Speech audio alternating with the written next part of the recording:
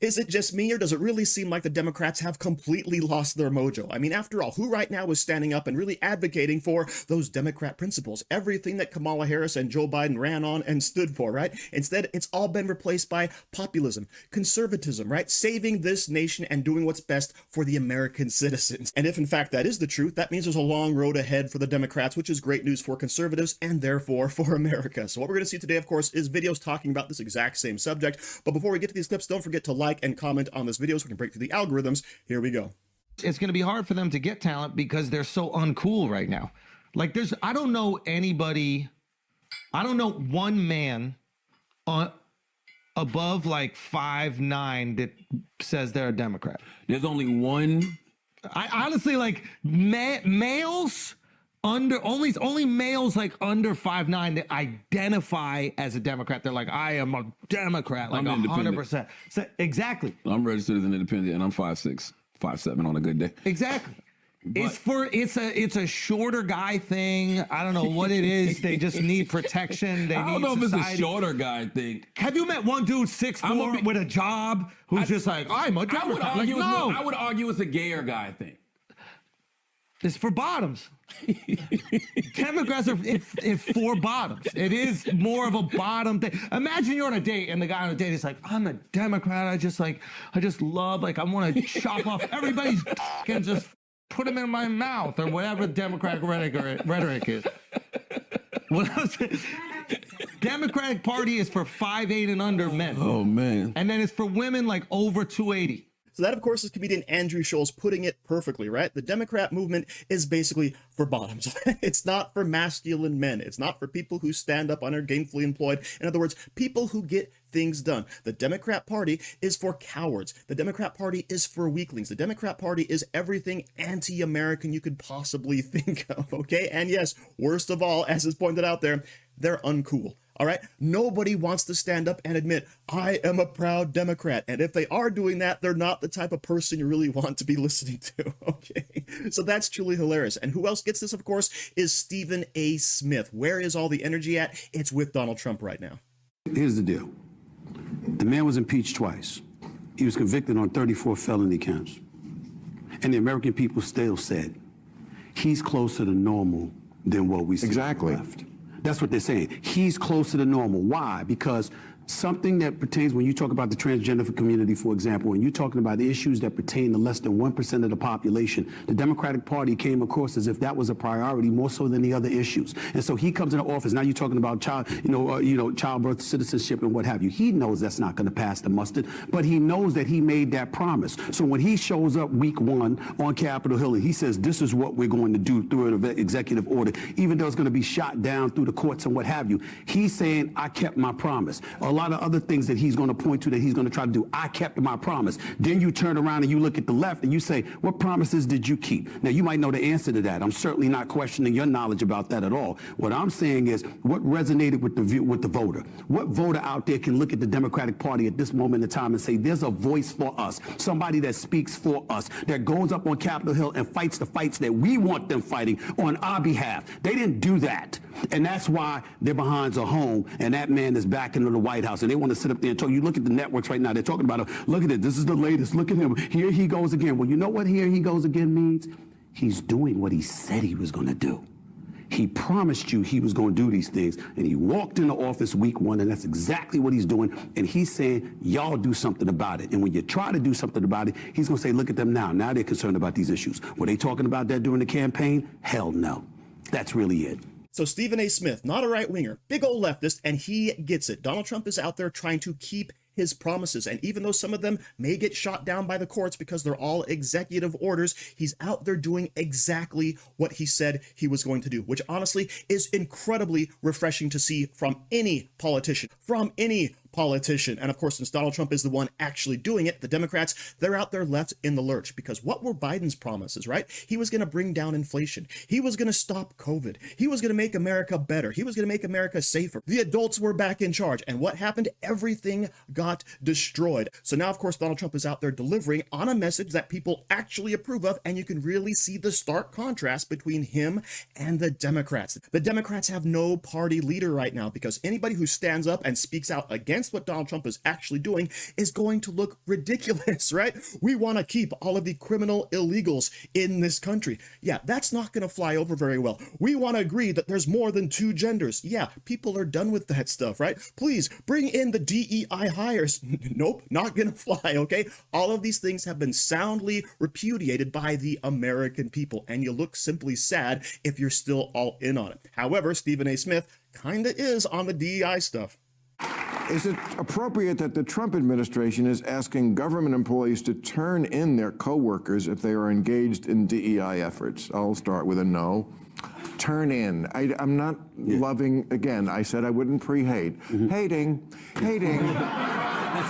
Difference between prejudice and Judas. I'm hating. Right. Hating. More than inappropriate. It's scary. I mean, it's like the surveillance state. Come on. As a libertarian, you should be. What do you want me to do? I just said I hate. You just want me to cut off a finger? I mean, you see what the problem with the Democrats? It's never enough with these people. The complaint that I have over this whole DEI issue is that everybody thinks about diversity, equity, and inclusion, and it automatically connotates in a lot of people's eyes, particularly on the right, that somebody that's in that position must have gotten there because of a level of incompetence and what have you. It's not merit-based. My attitude is similar to the Rooney Rule with the National Football League, similar with affirmative action. What the hell was the policy necessary for to begin with? Because we had a power structure in the United States of America that was unfair, that was inequitable. They didn't give a damn, and somebody had to compel them to do the right thing conscientiously, and nobody is talking about that in regards to DEI. Well, and I think they are. But also things change. Right. But You're talking about the past. But they haven't changed enough. Look at tech. Look at how many African Americans, Latino Americans are in tech, which is producing out all the wealth. But is it because they're barred? I heard the same story. You would understand this better than anybody because you're a sports genius. Baseball. I've heard there's only 7% players in baseball who are African American. That's right. That's what I'm saying. Well, this would be a problem if they were barred from baseball, as they were before 1947. There's only 7% because they want to play another sport or no sport at all or do something else. They're not barred. It's not a problem. It's not a problem, but what they're trying to do on the right, and I've been getting on them about this, is that, again, when you're talking about DEI, anytime you bring that up, oh, you're a DEI hire. You didn't really deserve it. You didn't really earn it. You just got it because of that policy. And I'm like, but you're just going to bring that up but ignore why the policy was there to begin with. That means there was a whole bunch of white people before there was DEI that were getting jobs that they didn't deserve. I know, but there was, I think, the University of Michigan, one of the schools like that, had something like 200 DEI officers at a college. The most liberal place. Yeah, that's excessive. No excuse. There's okay, and who's ever going to give up that job and go, well, this situation is better now, I guess I better fire me. Right. I'm just saying. So yes, as we're all aware, Donald Trump is completely dismantling the DEI hiring practices in the federal government. We're going back to a merit-based system. But Stephen A. Smith, he brings up something rather interesting. Because of all this DEI hiring that's been going on, a lot of this affirmative action, whenever people of color, etc., get into these positions of authority and power, a lot of people automatically think that, they didn't get there on their own merit, okay? And that, of course, is something that is backed up by several studies we've cited previously on this channel, okay? Now, for good or for bad, that's just how people view it, which honestly is why you have to have a merit-based system so that everybody knows that when anybody gets hired, they were the best person for that job, not simply just trying to check a box. And as Bill Maher rightly points out, there's no need to have all this stuff anymore because there are no bars in the way, right? Once upon a time, yes, there were racist hiring practices, and most of them, of course, were done by the Democrats, okay? But now, of course, we're beyond all of that. We have whistleblowers. We have people out there willing to go to the mats and sue over this type of issue if it ever were to arise again. So there are no bars in the way. People are making choices about where they want to go, what training they want to receive, and what jobs they want to go after. And all of this stuff, of course, is from a bygone era that we no longer need, specifically since there are laws on the books against discriminatory hiring practices. Okay, so yeah, it's all gone, it's over. But of course, Donald Trump, he's the one out there getting things done. He's the one who has the tailwinds behind him, and the American people agree with that. Check out this polling from CNN. Look, the American people really like what they're seeing, at least compared to where Donald Trump started 8 years ago, right? All right, this is Donald Trump's net approval rating. This is Reuters Ipsos. It's among adults. It was taken the first few days of this administration. Look here. Back in January 2017, Donald Trump became the first president in history to start his presidency with a net negative approval rating. Look at where we are now in January 2025.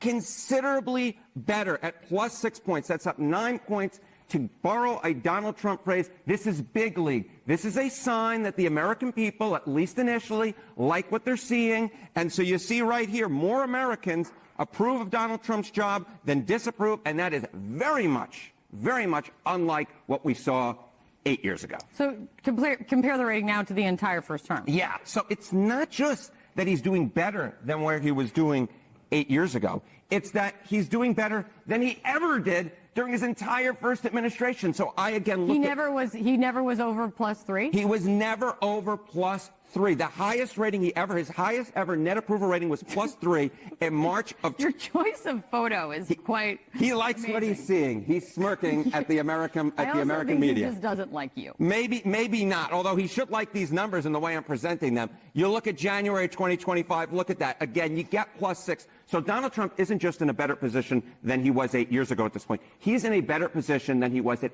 any point during his entire first term. So it was so interesting to me that Donald Trump's first net approval rating of his second term is higher than his entire first term. And I was interested, has that ever happened? Has the second term net approval rating in the first month, have you ever had a higher rating than any net approval rating during the entire first term? Donald Trump is the only... I have a hard time believing this. This is 100% true. I went back. I love spreadsheets. Donald Trump's is the first guy ever whose net approval rating in the first month of his second term is higher than any rating that he had as an entire first term, Kate Baldwin. So not only is Donald Trump getting things done, the people are behind him. They support what he's doing in numbers bigger than we ever had before. And who do we have to thank for all this?